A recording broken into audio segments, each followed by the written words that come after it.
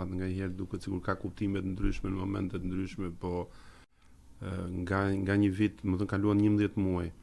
Dhe na duket domethënë sikur jemi çuar dje nga ky Ramazan, ndërkohë domethënë që po shijojmë të 2026-s. Mbi të gjitha vëlla, falenderojmë të madhin Zot që na mundsoi dhe Ramazan në CV-n e jetës tonë.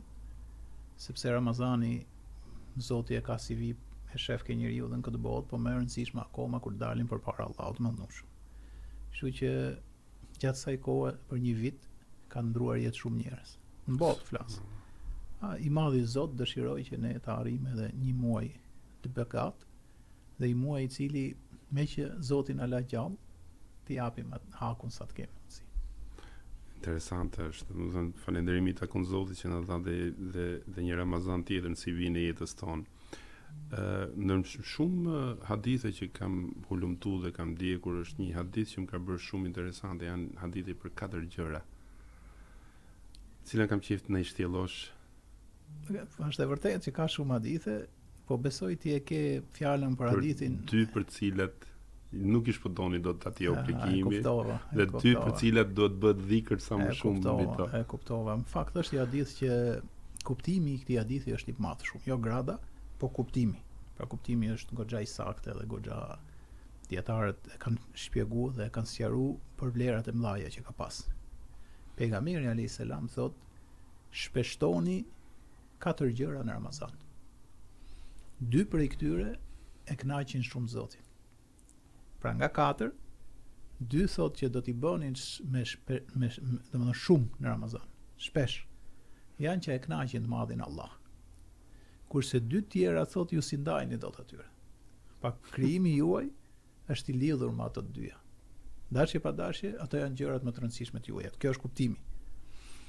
2 gjërat që e kënaqin Zotin tuaj, ka thënë, është fjala la ilaha illallah. Fillimi, mesi dhe fundi i fesë. Shahadeti që Zoti është një dhe një vetëm, s'ka Zot tjetër përveç tij. Dhe e dyta që kërkohet shumë këtë muaj të madhnushëm, që këta e përforcojnë shumë hadithe të tjera, është që me i kërku falje sa më shumë Zotit gjithësisë. Sepse, të flasim drejt, në muajt që kaluan nga Ramazani që kaloi, dhe deri tani, mos të bëjmë si engjëj. Ne kemi thonë gjithmonë me vëllezërit edhe me motrat që na ndjekin, ne jemi të drejtë për drejtë. Nuk kemi dalë ne 2 këtu të bëjmë si të devotshëm, ato që na dëgjojnë janë mëkatar. Po ne jemi mëkatar, ato janë mëkatar, e gjithë njerëzit janë gjinafjar. Vetë pejgamberi alayhis salam ka thënë çdo birë e demet është gabimtar, më i miri është ai që pendohet. Pra e para fjala la ilaha illallah dhe e dyta astaghfirullah, sa më shumë me i kërku falje të madhit Zot, që të na falin këtë muaj të Ramazanit gjithë kusuret që i kemi nga ku ka filluar të shkruaj lapsi për ne. 2 gjërat ka thënë që ju si ndajni dot atyre. Sado që ju mund t'i nënvlerësoni, mund t'i vlerësoni, mund t'i harroni, mund t'i kujtoni, ato janë baza që na presin dhe ato ndajnë llogarinë e madhe. Ka thonë kush i dërguar i Zotit të dyja që kanë kaq shumë lidhje me ne, ka thonë ti kërkoni Zotit xhenetin dhe ti kërkoni Zotit mbrojtje nga zjarri i xhenemit. Interes pak. Pa ne thot nuk ju ndahen ato. Nuk ju ndahen, ç'a ndodh. Viles se tani mos dalim nga teman se na kujtohen gjëra, po e pyesin njëri Imam Shafiun. Dhe kam lexuar, s'ka shumë kohë dhe më ka pëlqyer shumë. I thanë, çfarë është besimi i sinqert? Tha, besimi i sinqert është ai që kur Allahu ta shikoj zemrën tënde, mos dëgjej asgjë nga jeta kësaj bote dhe nga bota tjetër përveç në atë zemër tjetër vetëm Zoti i gjithësisë. Pra, tani ka grada e grada, ka grada e grada. Si ditë e parë Ramazan, e rënd kjo. E rënd shumë. E rënd. Ke 28-29 ato dhe. A të them një të rënd më të rënd se sa kjo?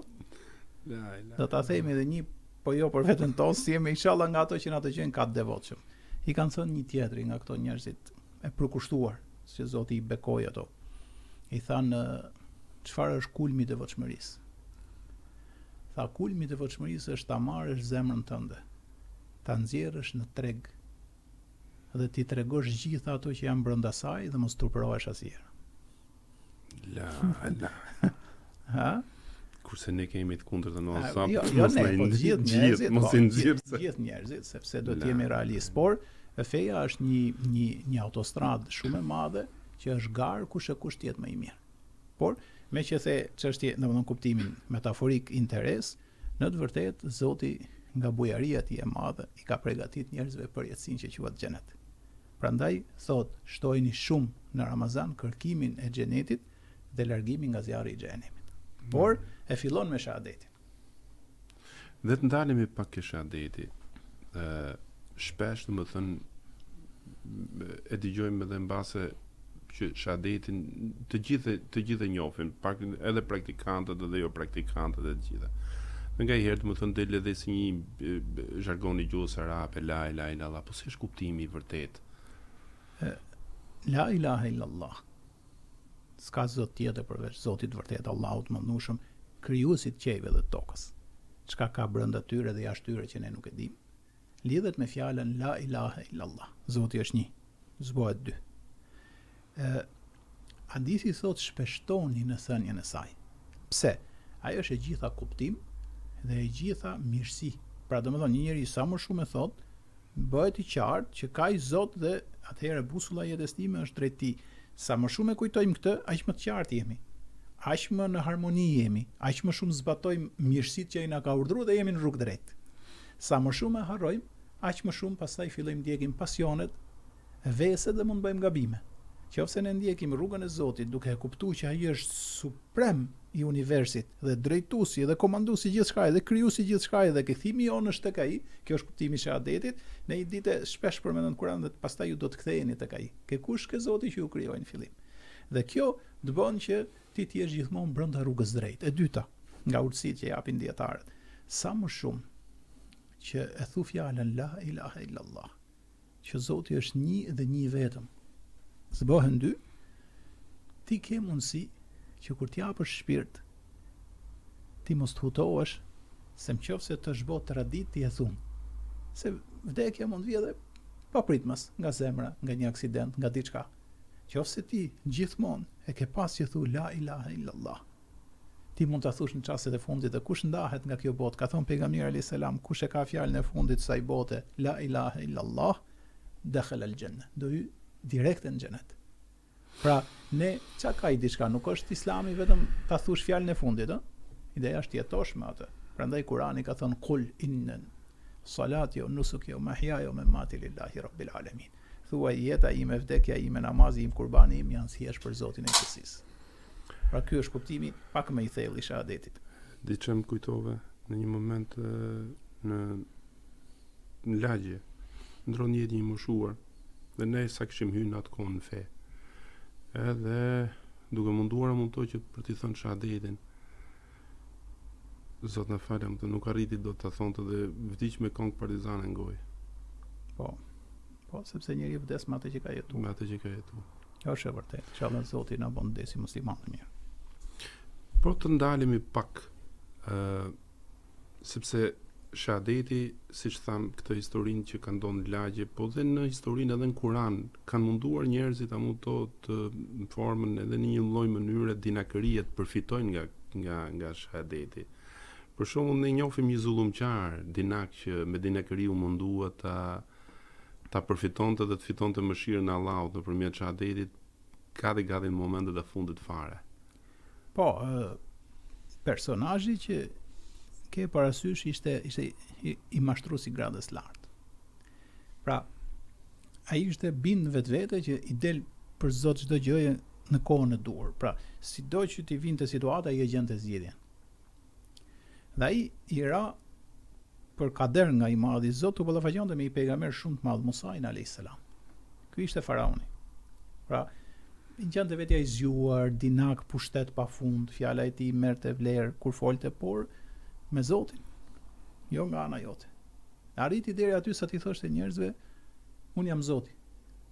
Dhe njerëzit nga që ishin nështru dhe e besun. Ose disa dhe bonin sikur e besonin për interesat e veta. Pa rëndësi ka kjo. Pa ai ishte bërë dinak, mashtrus. Edhe me Musain, sa herë i vishin mrekullit, thote o Musa, thuj Zotit ta tërheqi këtë dënim, se unë do t'i lej Ben Israilet vinë me ty, pastaj bote prap intriga, derisa erdhën 9 mrekulliet, ai asnjëherë nuk i la Ben Israilet, përveç se në fund Dhe mbasi ne ndoshta do të flasim për historinë e Musait alayhis salam, po nxjerrim një urtësi të shahadetit në kohën e gabuar. Si ka thënë pejgamberi, pendimi më i keq është në ditën e gjykimit. Ne do të më pendon këtë botë. Dhe faraoni mbasi i la ben Israilet me Musain të largoheshin, pastaj ju kthy prap mashtërimit, nuk e ishte dot nga shpirti, ishte ngjit me gjakun e keqja. E ngreti ushtrinë dhe tha ato janë pak vet, par matos. Ne kemi bërë gabim që i lam edhe shkoi pastaj që për ta vrarë Musain, popullin e ben Israilëve, për t'i marrë prap njerëzit robër e me radhë. Ato gjërat, krimet që ai bonte. Musa alayhis salam ishte thonë Zoti drejtimi është ky. Ti vazhdo Musa se Zoti është me ty. Dhe kur po ecshin kishin vetëm një rrugë shumë të vështirë në kodër dhe në mal, dhe rruga tjetër ishte deti. Dhe pastaj në mënyrë shumë dinake panë që faraoni megjithëse i kishte leju kishte ndruar mendjen e kishte ardhur prapë për t'i vrarë dhe për t'i marrë robër në Egjipt. Dhe në kohën që dëgjojnë njerëzit shumica friksohen se ishin me familje, me fëmijë, me pasuritë, me të gjitha, me çdo gjë.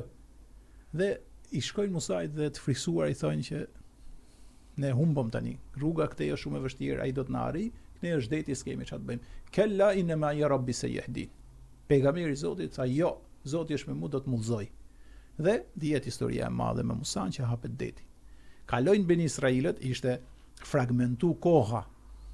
Ja, si themi ne, në kohën që ndodhi Big Bangu, brenda ADN-s Big Bangut ishte edhe Iliri, edhe Elvisi, edhe gjithë dëgjuesit, edhe krijimi i tokës, dhe krijimi i sistemit diellor, dhe krijimi i galaktikës Ulla e Qumshit, dhe universi, edhe kjo kështu hapësirë ishte. Ishte përcaktuar koha kur u hap deti që ato do të harrinin mbasi të kishin kaluar ben Israilët. Futet ushtria me faraonin dhe Zoti Xhelle Xhelalu e mbyll detin. Historia e ditur.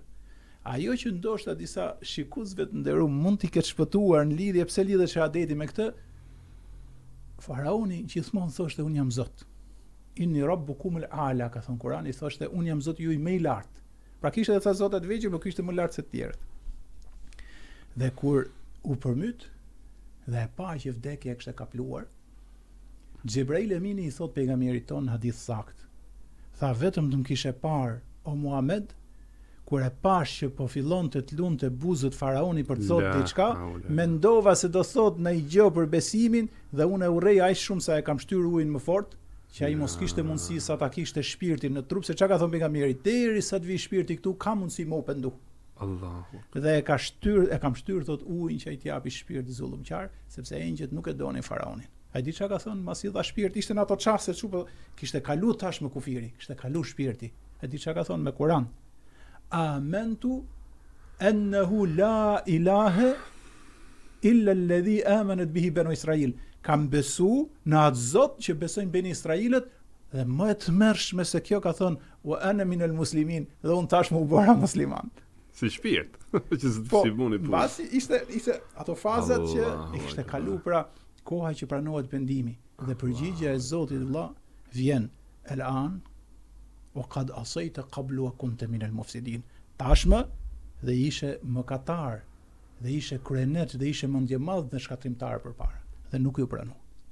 Pra, çështja e shahadetit duhet ta kesh, themi gjë të bukur që duhet ta dim gjithë.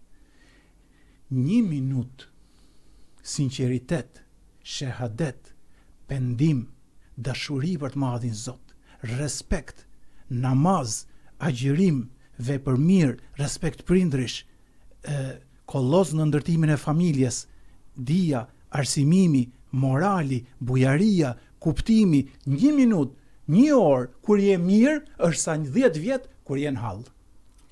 Mos e haro këtë vëlla. Kur Zoti ti ke gjitha mirë, edhe ti thu me shpirt la ilaha illallah, kur je mirë, i ke gjitha begatit e kësaj bote. Kjo është kulmi dashurisë, kulmi sinqeritetit ndaj Zotit gjithësisë. Se ti nuk e ke për interes, ti e ke se ke kuptuar kush është Zoti jot, krijuesi i madh i qejve dhe i tokës. Si thot Kurani, idh qala lahu rabbuhu aslim, kur i tha pejgamberit Ibrahim, bëu musliman, dorëzohu, qala aslamtu lillahi rabbil alamin. Tha jam dorëzu Zotit gjithësisë. Sa bukur, ne nuk e kemi besimin kaotik, ne besimin e ndërtojmë mbi dijen, shkencën dhe kuptimin e këtij universi madhështor. Kur të thush la ilaha illallah dhe e njeh Big Bangun, e thu më fuqishëm.